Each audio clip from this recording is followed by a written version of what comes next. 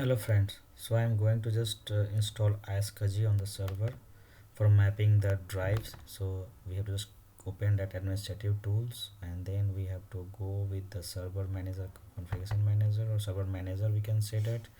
Need to add features and roles, so we can get here the file sharing and all. Okay,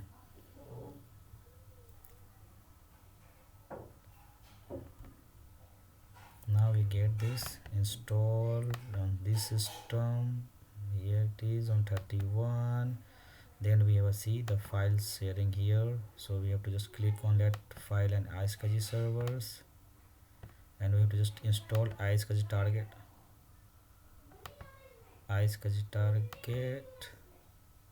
add, and iscsi storage provider. Okay, nothing else.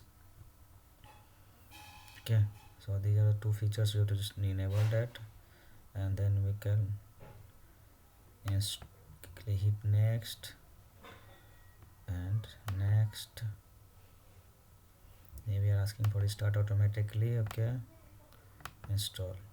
So that is we required in Microsoft. Basically we required restart after every feature enable or disable, basically. Okay, just wait for a couple of seconds, it will restart, and then we reconfigure, see that the iscsi setup and all. So see, it is installed, click hit OK. Okay, so we can see that here. I think if not restart, then see there is the file sharing. Okay, see here we have a, then we can have to just configure this, just we have to add here. Okay, this system. Okay, hit next. We are just going to create the file in the file system, and we can say shared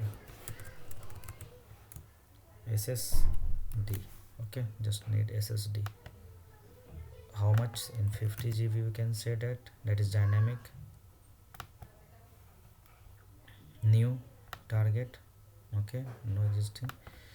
We can name an access name, basically, so we can say sql ssd. Here access server, we can add access server here. So just we have a fully qualified server name, so select here, that is a server DNS name, or we can say provide the IP addresses. Okay, so IP will provide the DNS name, DNS IP, or DNS DNS name. You can provide that here, so that we have a DNS name or domain name. We can say that this one.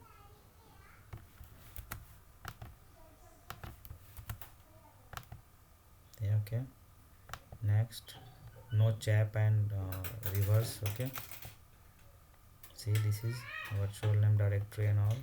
Create, this is created, close. Now we can see that we have enabled this iscsi and all here.